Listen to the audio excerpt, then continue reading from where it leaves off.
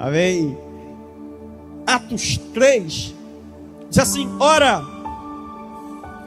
Pedro e João subiam juntos ao templo à hora da oração, sendo a hora 9. Verso número 2: estava sendo carregado um homem coxo desde o ventre de sua mãe, o qual diariamente punham a porta do templo chamada Formosa, para pedir esmola aos que entravam no templo. O qual, vendo Pedro e João entrando no templo, pediu uma esmola. E Pedro, fixando os olhos nele com João, disse: olha para nós. E ele estava atento, esperando receber alguma coisa deles. Então Pedro disse: eu não tenho prata nem ouro, mas o que eu tenho, isto te dou. Em nome de Jesus Cristo de Nazaré, levanta-te e anda. E ele, tomando pela mão direita, o levantou. E imediatamente os seus pés e ossos do tornozelo receberam força. E saltando ele, pôs-se em pé e andou. E entrou com eles no templo, andando e saltando e louvando a Deus. E todo o povo o viu andando e louvando a Deus. E reconheceram ser ele o que estava sentado a pedir esmola à porta formosa do templo. Eles ficaram cheios de admiração e assombro pelo que lhe acontecia. Você pode dizer: Deus é bom? Escute.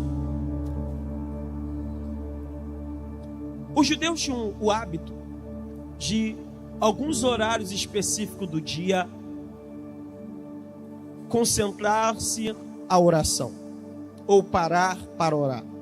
E eles faziam isso pelo menos 3 vezes ao dia, pelo menos. Você lembra que Daniel 3 vezes ao dia, virado para a janela em direção a Jerusalém, ele dava graças a Deus 3 vezes ao dia. Então eles tinham um momento de oração pela manhã, um momento de oração ao final, ao meio-dia, um momento de oração no final da tarde.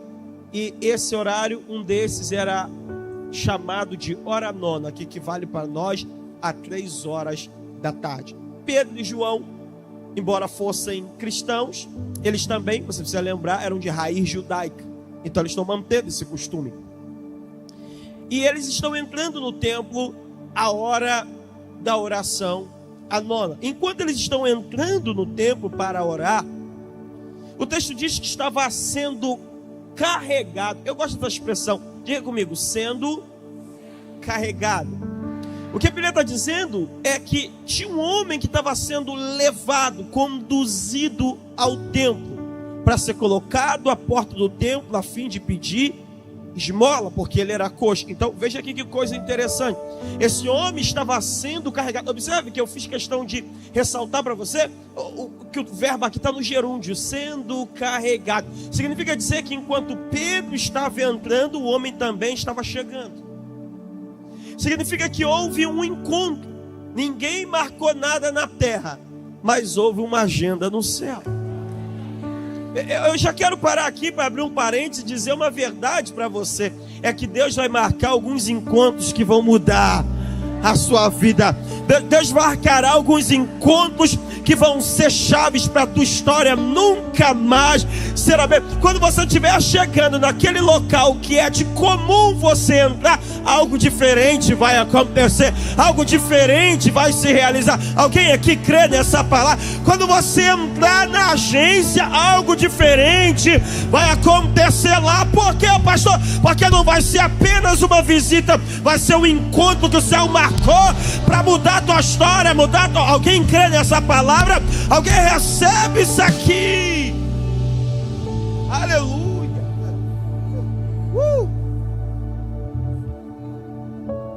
O homem estava sendo carregado. Por que ele estava sendo carregado? Porque ele era coxo. O que é coxo? Coxo é uma pessoa que tem um tipo de enfermidade nos pés, no caso desse homem, que não permitia ele ficar de pé, se equilibrar, andar. Logo, também ele não poderia trabalhar. E naquela época, não tinha, os trabalhos eram todos eles, em sua boa parte, pesados, e não tinha nenhum auxílio, nenhum tipo de ajuda. Então, logo, se esse homem ele não vai para a porta do templo para pedir esmola, ele está fadado a morrer de fome.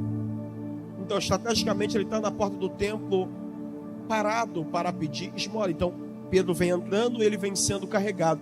Coloca um homem e Pedro vem passando. Quando Pedro vem passando, ele para, olha. Pedro devia estar tipo com um blaze cinza, sapato branco, a barba bem feita. E eles olham o pastor Sângelo e ele diz assim: opa, o negócio aqui hoje vai ser bom.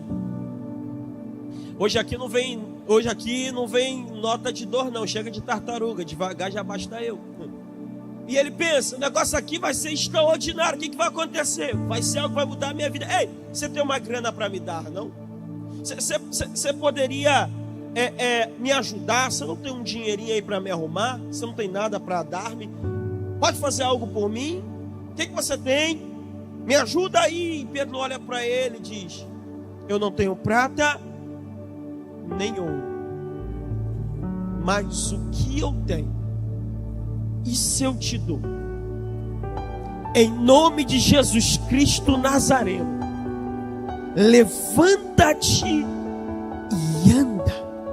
A palavra saiu com tanta autoridade e poder que a Bíblia diz que instantaneamente seus pés e ossos do tornozelo se firmaram. Ele deu um salto e ficou de pé para a glória do Deus que fez os céus e até... Agora segura aí que eu vou liberar uma palavra sobre a tua vida. É que o texto diz que ele era coxo desde o ventre da sua mãe. Significa dizer que ele não nasceu e ficou coxo. Ele foi gerado, e quando ele foi gerado, ele já nasceu com aquele problema. Eu vim dizer para você que alguns problemas que já nasceram, já te acompanham desde o início, Deus vai mudar na sua vida.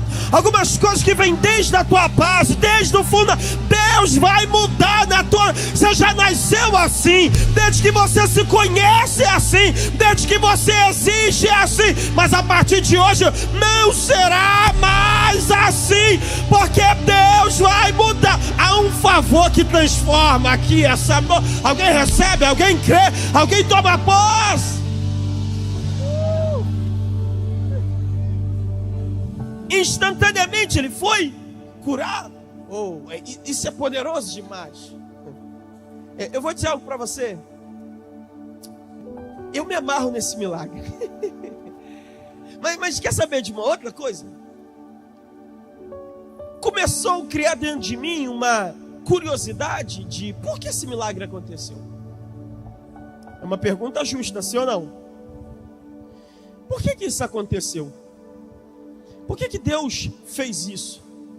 Por que esse homem viveu esse extraordinário? O que temos aqui que faz com que a história desse homem seja transformada? Você quer pegar isso aqui comigo essa noite? Você quer receber essa palavra aqui essa noite? Então escute isso aqui. Primeira coisa, você não vê aqui no texto Deus dizendo para Pedro: Pedro, meu servo, tem um coxo aí na entrada do templo, eu quero te usar para curá-lo. Você encontra isso no texto? Não. Por acaso Pedro recebe uma visão como ele recebeu na casa de Cornélio, para ele ser um instrumento para curar o coxo? Tem isso? Também não. Algum profeta chega para Pedro e diz: olha aí Pedro, hoje é o dia que Deus vai te usar. Está escrito isso? Então o que nós temos aqui? Simplesmente Pedro decide fazer o que ele não havia feito antes. Simplesmente Pedro decide tomar uma atitude de fé. E quando ele decide tomar uma atitude de fé, manifesta a sua fé, o que acontece? O milagre acontece na vida dele. O que você está querendo dizer, pastor? Eu estou querendo dizer que às vezes você acha que está esperando em Deus, quando na verdade é Deus que está esperando em você. Às vezes você para e pensa: Deus, quando é que vai acontecer? Quando é que a porta vai abrir? Quando é que o milagre vai chegar? E Deus está dizendo para você: meu filho, não é você que está esperando em mim, sou eu que estou esperando em você. Eu estou esperando você tomar uma atitude de fé. E quando você tomar uma atitude de fé, eu vou reagir à tua atitude. Um milagre vai acontecer na tua vida. Eu vou reagir à tua decisão. Eu vou reagir ao teu ato de fé. E milagres vão acontecer. Escute, Deus reage muito mais às nossas atitudes do que age por sua própria soberania. Pega os milagres na Bíblia, a maioria deles que Jesus fez, Jesus não fez porque ele quis, Jesus fez porque ele reagiu à atitude de alguém. Quando ele curou o cego de Jericó, ele não disse: quero curar o cego que clamou por fé, e ele reagiu à fé. Quando ele curou o paralítico que desceu pelo telhado, não foi ele que disse: vou curar um paralítico que vai descer pelo telhado. Ele reagiu à fé dos amigos. A mulher do fluxo de sangue, ela disse: se eu tocar nele, o milagre vai acontecer. Agora olha o que Jesus disse: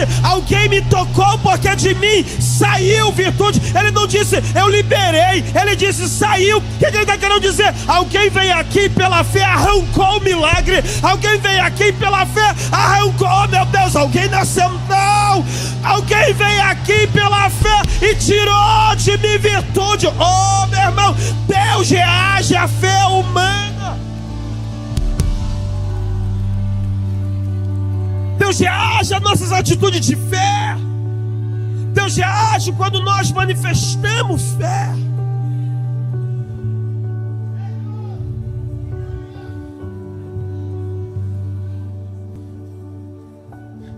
Primeiro, por que esse milagre aconteceu? Número 1, porque Pedro manifestou sua fé.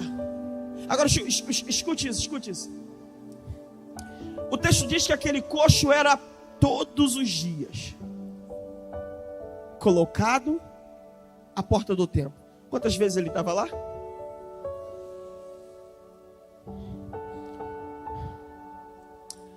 Quantas vezes Pedro estava naquele templo? Atos 2, verso 46 diz que a igreja perseverava diariamente, unânime no templo. Quem era um dos líderes da igreja? Pedro. Então, quando você vê Atos 3, ele está detalhando o que Atos 2, verso 46 está dizendo. Todos os dias eles estavam unânimes no templo na oração. Então, isso me permite dizer que quando Pedro passava para orar, quem estava na porta do templo? O coxo. Quando Pedro voltava da oração, quem estava na porta do templo? O outro dia Pedro entrava para orar de novo, quem estava lá? Ele voltava, quem estava lá? O que a Bíblia está me dizendo? Enquanto eu não aprendo a manifestar minha fé, eu vou entrar e sair, meu coxo permanecerá no mesmo lugar.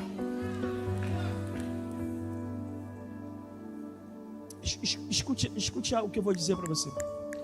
O que muda a sua vida não é apenas o que você ouve. O que muda a sua vida também é o que você faz com o que você ouviu.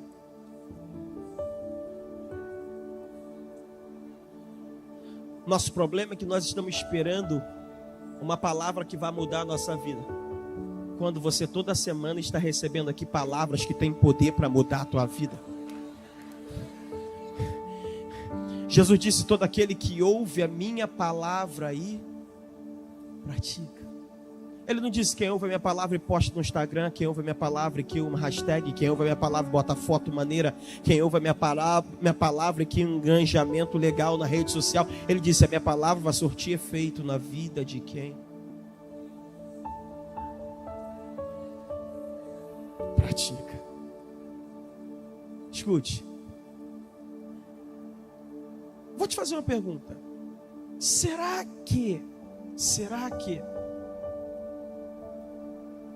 esse coxo foi visto por Jesus? Sim ou não? Será que esse homem viu Jesus e Jesus ouviu? Eu acredito que sim. Crença minha, ok? Crença minha. Aí você vai me dizer: de onde você tirou essa loucura, essa possibilidade? Vamos lá. A história do coxo está em Atos capítulo 3. No capítulo anterior, Atos 2, nós temos o dia da descida do Espírito Santo. O Espírito Santo desceu qual dia? Dia de Pentecoste. Você sabe que a palavra Pentecoste significa 50ª, uma festa judaica. Aqui é um termo grego para ela, 50ª. Significa 50 dias após a Páscoa. O que teve na Páscoa? Morte e ressurreição de Cristo. Então, o que a Bíblia está querendo te dizer é que Atos 2 só tem 50 dias que Jesus morreu e ressuscitou. A história do coxo está no capítulo 3, então cronologicamente eu estou perto. Atos 4, verso 22, diz que o coxo tem mais de 40 anos de idade. Jesus morreu com cerca de 33, então a idade deles é próxima. Vamos voltar mais um pouquinho? Quando foram prender Jesus na véspera da Páscoa, Mateus 26, verso 55, a Bíblia diz, quando os homens chegaram, Judas chegou com os oficiais, com os soldados, Jesus olhou para os soldados e disse assim: por que vocês viestem a me prender? Mateus 26, verso 55. Por que vocês viestem a me prender como se vocês tivessem vindo a prender um ladrão, salteador, se todos os dias eu estava no templo ensinando e vocês não me prenderam? Todos os dias ele estava onde? Que templo? O mesmo que estava o coxo. Vamos voltar mais um pouquinho? Mateus 21, verso 14. O texto diz, se alguém puder botar, Mateus 21, verso 14. Os cegos e os mancos, mancos é sinônimo para coxo, aproximaram-se dele no templo e ele os... Jesus curou os coxos ou manco, uma outra palavra, é sinônimo. Jesus curou os coxos, os mancos, onde? Que templo? O mesmo templo que também estava esse coxo que estava lá todo dia. Oh, você está aqui comigo? Então vou te fazer uma pergunta. Por que é que Jesus curou os outros mancos coxos que estavam no templo e não curou esse coxo que estava perto dos outros que foram curados no templo? Está comigo? Então vem aqui uma afirmação minha. Se Jesus tivesse curado esse coxo, quando é que Pedro iria aprender a manifestar a sua fé? O que precisamos entender é que às vezes Deus vem à nossa vida, resolve um monte de coisa, abre um monte de porta, faz um monte de milagres. Mas tem sempre um problema que Ele nunca resolve. Aí você olha para aquilo e fala assim: meu Deus, parece que tem uma cabeça de porco enterrada aqui. Tudo muda menos isso, tudo melhora menos isso, tudo anda menos isso. Nessa sensação que você tem? Só que na verdade, esse problema não é um problema para te parar. Esse problema é um problema para obrigar você a usar a tua fé. É como se Deus estivesse dizendo: tudo que eu já fiz da tua vida é só para mostrar para você do que eu sou capaz de fazer. Agora é só você manifestar a tua fé que você vai ver milagres acontecerem na tua vida, portas se abrirem na sua vida, o sobrenatural te acompanhar, meu irmão, e o poder de Deus se materializar a teu favor. Alguém crê nessa palavra? Alguém pode jogar a mão lá em cima e crer nessa palavra? Então escute, eu quero falar aqui para você de uma forma bem breve sobre o que acontece. Diga comigo, o que acontece quando eu decido manifestar a minha fé. Número 1, quando você decide manifestar a sua fé, tua visão aumenta. Era a primeira vez que Pedro viu aquele coxo? Possivelmente não. Só que agora ele não vai ver aquele coxo só pela visão periférica. O verso de número 4 diz que ele, fixando os olhos nele. Por quê, pastor? Porque existem coisas que estão na sua vida e você tolera, mas quando a tua fé se manifesta, você se revolta contra aquela situação. A tua fé faz você perceber coisas que a tua visão normal não permite você perceber. A tua fé aumenta a tua visão. Ela faz você ver detalhes que você não poderia ver antes. Na verdade, a fé vai te mostrar desvantagens onde antes você só via desvantagem. A fé amplia essa visão. Eu gosto da Bíblia quando ela diz em Hebreus que pela fé Noé, divinamente revelado, das coisas que ainda não se viam. Existem coisas que só Deus pode fazer você ver, só Deus pode fazer você contemplar, só Deus pode fazer você enxergar. E quando você manifesta a sua fé faz você olhar, não a partir do problema, mas a partir da promessa, não a partir da sua pequenez, mas a partir da grandeza de Deus, não a partir da escassez, mas a partir da provisão. E o meu desejo é que Deus possa abrir sua visão e fazer você enxergar a vida a partir da visão dele, a vida a partir da promessa dele, a vida a partir do poder dele sobre você. A fé aumenta a sua visão. Pastor, o que acontece quando eu manifesto a minha fé? Número 2, quando você manifesta a sua fé, você se torna uma referência. Isso é poderoso. Por quê? Porque Pedro está numa área movimentada. E a Bíblia diz que o homem olha para ele atentamente, esperando receber alguma coisa. Quando você manifesta a fé, a sua fé torna você uma referência. Os olhos daquele homem ficou em Pedro e em João. Por quê, pastor? Sempre que você ousa crer, isso te distingue, te diferencia das demais pessoas. Você pode até criticar a Pedro, mas você fala dos outros 11 que ficaram do barco ou daquele que andou sobre as águas? Porque a história sempre vai contar a história dos que venceram, dos que acreditaram, dos que sonharam, não de quem ficou com medo dentro do barco. A fé torna você uma referência. Você pode não saber, mas alguém está olhando para você. Alguém está vendo como você se comporta, alguém está vendo como você resolve o problema, alguém está vendo como você passa por essa crise, como você passa por essa dificuldade. A Bíblia diz em Atos 16 que perto da meia-noite, Paulo e Silas, que estavam presos, oravam e cantavam louvores a Deus, e os outros presos escutavam. Alguém está escutando a sua adoração. Alguém está escutando a tua oração. Alguém está olhando para você e está dizendo: se ela pode, eu também posso. Se ele pode, eu também posso. Se Deus fez ela vencer, Deus também me fará vencer o que eu estou passando, o que eu estou vivendo. A tua fé inspira outras pessoas, te distingue no meio dos outros. Billy Graham, certa feita, disse que o único livro, ou melhor, a única Bíblia que algumas pessoas um dia vão ler será a vida de alguns cristãos. Você pode não saber, mas o que algumas pessoas sabem sobre Deus é exatamente sobre aquilo que a tua vida prega para eles.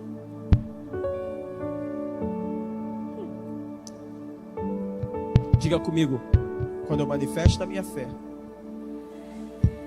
eu me torno uma referência. O que é a Bíblia? Escute isso. A Bíblia não é um livro religioso. A Bíblia é um livro de referência, modelo. Por quê? Toda mente, grave isso, toda mente humana precisa de modelo. Por que você acha que histórias de heróis fazem tanto sucesso? Porque a nossa mente procura uma referência. Quer ver? Quando você quer melhorar na vida, o que você faz? Você busca uma referência. Você fala que eu não sei igual fulano. Sim ou não? E quando você quer piorar, você também busca uma referência. Você fala assim: ciclano também faz. De sorte que quem é a tua referência acaba determinando para onde a tua vida segue. É por isso que nós temos que tomar um cuidado redobrado por quais pessoas são as referências dos nossos filhos. Porque nós já somos mais velhos, conseguimos fazer algumas escolhas, analisar algumas coisas. Mas criança, adolescente, dependendo de quem está sendo a referência para ele, pode distorcer completamente a vida dele e a visão do mundo dele. Porque ele olha para aquela pessoa que é a maior referência dele e diz assim: fulano faz. Deus é muito inteligente. É por isso que a Bíblia é um livro de referência. Por exemplo, quem é Enoque? modelo de comunhão com Deus. Quem é Noé? Modelo de justiça.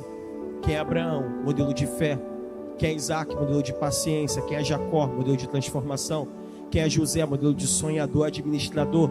Quem é Moisés? Modelo de liderança. Quem é Josué? Modelo de empreendedorismo. Quem é Ruth? Modelo de fidelidade. Quem é Esther? Modelo de coragem. Quem é Davi? Modelo de adoração. Quem é Jó? Modelo de paciência. Quem é Elias? Modelo de poder. Quem é Paulo? Modelo de evangelismo. Quem é Barnabé? Modelo de companheirismo. Quem é Timóteo? Modelo de discipulado. Quem é Maria? Modelo de submissão. Quem é Jesus? O homem perfeito.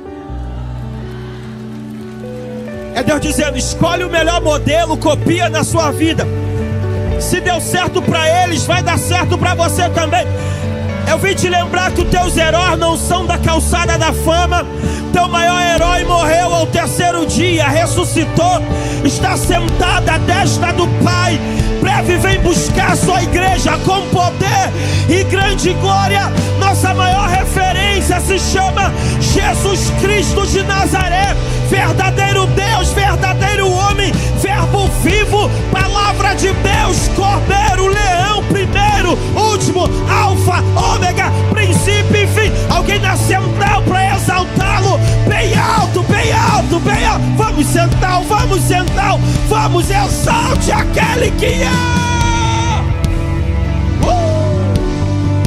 Ele é a raiz de Davi, a brilhante estrela da manhã, o primeiro dentre os mortos.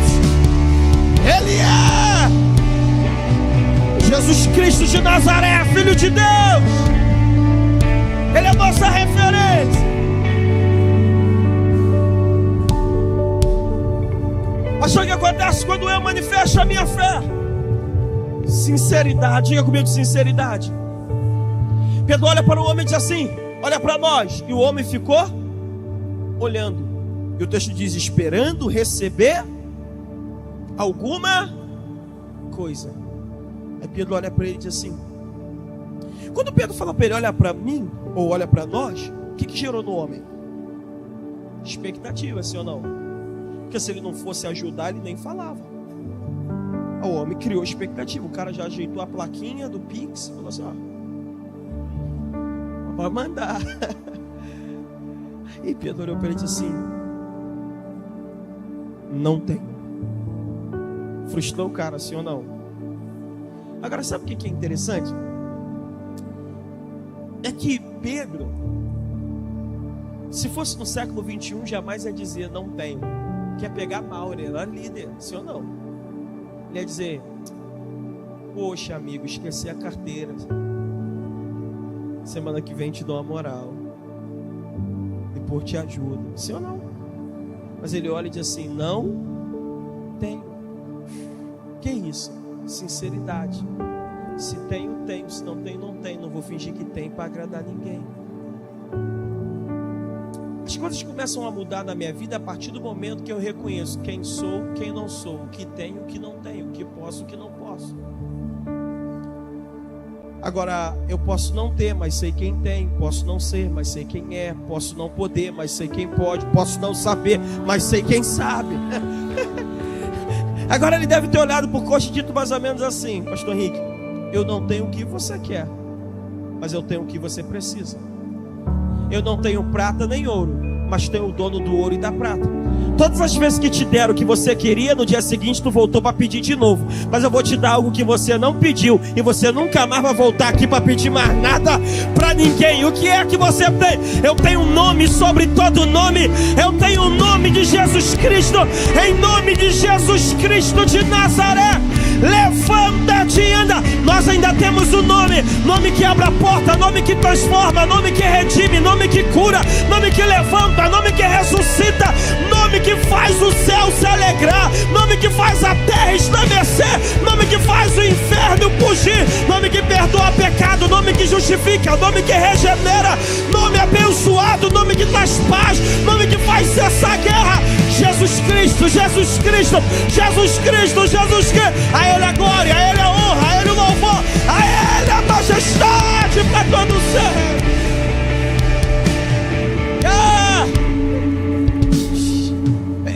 Deixa eu dizer um negócio para você. Deixa eu dizer um negócio para você.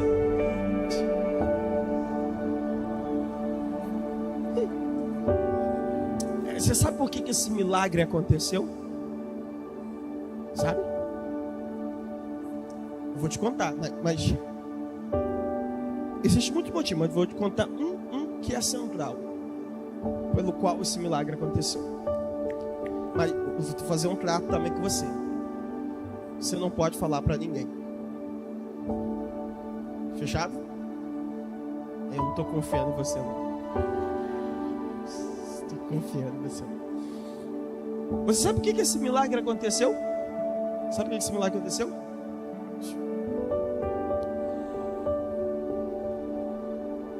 Porque Pedro estava duro. Sem dinheiro. Esse milagre aconteceu porque ele estava sem dinheiro. Liso.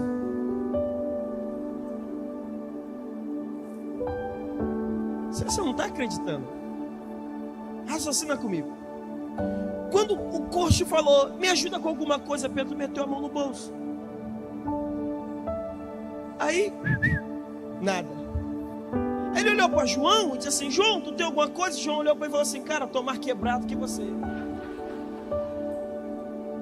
Aí João deve ter olhado para ele e disse assim: cara, tu se esqueceu? O mestre ressuscitou e foi para o céu, o tesoureiro se matou. Nós estamos começando agora.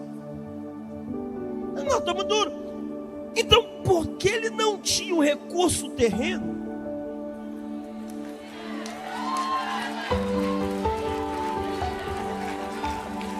isso obrigou a usar o recurso espiritual. O que você não percebe é que às vezes Deus te permite faltar o recurso de baixo, para você experimentar o favor que vem de cima. Porque se ele usa o recurso de baixo, ele ia dar 20 pro coxo, mas no dia seguinte o coxo ia ter que voltar para pedir de novo. Mas Deus não queria fazer uma coisa que o coxo no dia seguinte voltasse para pedir. Deus queria fazer algo que mudasse a vida, oh meu Deus, daquele homem para sempre, a história dele para sempre. O que você precisa entender, que não é porque você não tem que não vai acontecer, é justamente porque você não tem que vai acontecer. Porque, pastor, porque quando você não tem um campo fértil para Jeová Jireh, Jeová Rafa, Jeová Shalom, Jeová decide que se manifestar na sua vida e fazer o que teu dinheiro não pode fazer, e fazer o que teu contato não pode fazer, e fazer o que teu estudo não pode fazer. Alguém aqui crê, alguém aqui recebe, alguém aqui toma posse dessa palavra.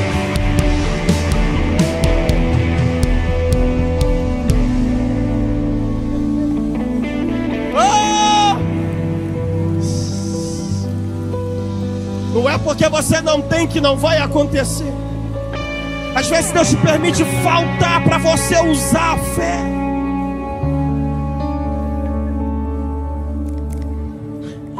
Ter fé não é sair comprando tudo e achar que Deus vai resolver no final. Mas ter fé é saber que pode ir além do salário.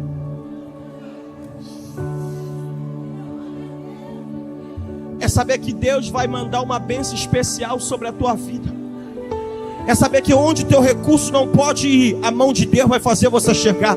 Onde a tua escolaridade não pode te levar, o favor de Deus pode te levar. Onde teus contatos não podem te colocar, a mão de Deus pode colocar lá. Isso é fé, é acreditar que Deus nos leva além do nosso limite, além do nosso potencial, além da nossa história. Alguém aqui toma posse, alguém aqui crê, alguém aqui recebe.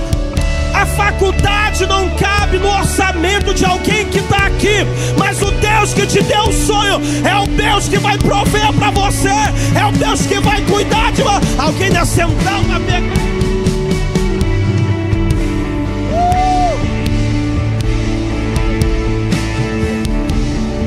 Ele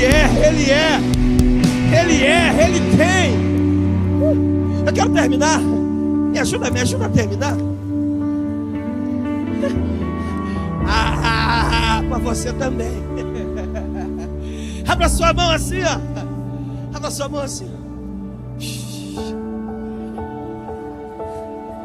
Não, mas abre com vontade, que vem coisa boa de Deus para sua vida. Abre com expectativa que vem palavra profética de Deus para a sua vida. O texto diz, verso de número 7. E tomando pela mão direita, levantou e logo seus pés tornozelos se firmaram. Abra sua mão. E tomando pela mão direita, haverá uma mão amiga no teu caminho. Haverá uma mão divina para te ajudar. Deus colocará uma mão que vai te ajudar nessa crise, nesse problema, nessa adversidade. Uma mão de Deus para te ajudar. Alguém toma posse? Segundo, o levantou. Chegou o tempo de você sair desse chão. Chegou o tempo de você sacudir essa poeira. Chegou o tempo de parar de ficar prostrado. É hora de você se levantar. E logo seus pés e tornozelo se firmaram. Chegou um tempo de firmeza, um tempo de estabilidade. Eu declaro para você estabilidade financeira. Eu declaro sobre a tua vida, debaixo dessa palavra, no nome de Jesus, estabilidade na sua saúde, estabilidade emocional. Chega de altos e baixos simultâneos. Chegou um tempo de firmeza. Alguém crê, alguém recebe, alguém toma posse. Verso de número 8. Estenda a sua mão porque é profético, escuta. E saltando ele, pôs-se em pé e andou. Diga comigo, andou. Diga, andou. Ei, chega de você ver teus projetos parados. Teus projetos vão começar a andar. Teus sonhos vão começar a andar. Se prepare para ver teus sonhos andando, teus projetos andando, teu ministério andando. Vai andar, vai se movimentar. Deus fará com que as coisas andem para você. Escute isso, escute isso, escute isso. E saltando ele, diga comigo, saltando ele, pôs-se em pé. Chama ele aqui, por favor. Me ajuda aqui, por favor. Você está parecendo Pedro. Vem cá, por favor. Diga comigo, saltando ele, pôs-se em pé. Você é Pedro, tá bom? Pedro disse assim, ó: em nome de Jesus Cristo de Nazaré, levanta-te e... O normal era acontecer isso aqui, ó. Diga isso para mim. Em nome de Jesus, o Nazareno, levante e ande. Pedro segurou pela mão. O normal era o coxo fazer isso aqui, ó. Peraí, Pedro. Eu nunca andei, peraí. Deixa eu me equilibrar primeiro. Deixa eu me endireitar. Deixa eu ganhar confiança. Devagarzinho você chega lá, bem devagar. Esse era o normal, esse era o esperado. Mas Deus não é Deus do esperado. Deus é Deus do inesperado. Pedro disse para ele: em nome de Jesus Cristo de Nazaré, levante e ande. Em nome do Senhor Jesus Cristo Nazareno, levante e ande. O texto diz que ele saltou. Foi andando e saltando. O que é isso, pastor? Se lembra? Ele era coxo desde o ventre da mãe dele. Ele não podia saltar de início, porque ele nunca tinha aprendido nem a andar. Então o que Deus está fazendo? Fazendo viver aquilo que ele nunca tinha vivido. Eu vim declarar que aquilo que você nunca viveu, você vai viver. Aquilo que você, oh meu Deus, nunca experimentou, você vai experimentar. Alguém aqui crê, alguém aqui recebe, alguém aqui toma posse. Escute sentado. Ele saltou, diga comigo, saltou. Ele ficou 40 anos parado. Pastor Rick, se ele apenas anda, ele nunca quer recuperar o tempo perdido. Mas o que Deus vai fazer com ele? Meu filho, você ficou muito tempo parado. Então você não pode apenas andar, porque você tem um tempo que se passou e não volta para você. Então Deus vai dizer assim com ele: com você o negócio é diferente. O que é, Senhor? Você não vai apenas andar, você também vai saltando. Por quê? Porque enquanto você salta, você ganha tempo. Joel 2, verso 25, a Bíblia diz: e restituí-vos-ei os anos que foram consumidos pelo gafanhoto. Deus não diz, vou restituir a colheita. Deus diz, não, a colheita é pouco para mim. Eu vou restituir o irrestituível, o que é? Eu vou trazer de volta o tempo que se passou. Como? Você vai saltar. O que era para acontecer em uma década vai acontecer em um ano. O que era para acontecer em um ano vai acontecer em um mês. E o que, oh meu Deus, o que era para acontecer em um mês, em dias na sua vida. Oh meu Deus, alguém aqui quer, alguém aqui recebe, alguém aqui toma voz. Yeah! Faz barulho, celebra a Deus. Exalte, exalte, exalte, exalte.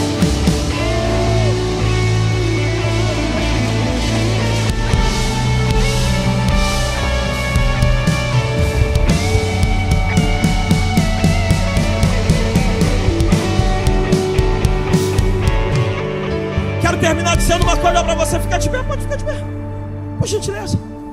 E a Bíblia diz, pastor Henrique, ele entrou.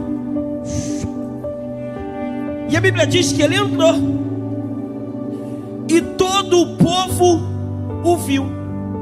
Você percebe o que a Bíblia está dizendo? Ele entrou e todo o povo o viu. E eles ficaram assombrados, assustados. Por que tem essa colocação? Porque quando você imagina que todo o povo o viu do lado de fora. Também as pessoas do lado de fora possivelmente viu, mas o que o texto está destacando é quem o viu, é quem estava do lado de dentro. Porque ele não entrava, o máximo que ele chegava era na porta e ficava do lado de fora pedindo. Só que nesse dia o povo o viu do lado de dentro. E o texto diz que eles olharam para ele e o reconheceram, seu que ficava na porta pedindo. Vou falar aqui e aí você recebe. Tem gente que vai ficar assustado quando vê você lá dentro. Tem gente que vai ficar assustado quando vê o teu nome lá. Vai ficar assustado quando vê o teu avião pousando. Vai ficar assustado quando vê o teu nome no diário oficial. Vai ficar assustado quando você toma posse do que Deus tem para a sua vida. Dê um aplauso bem forte, celebra.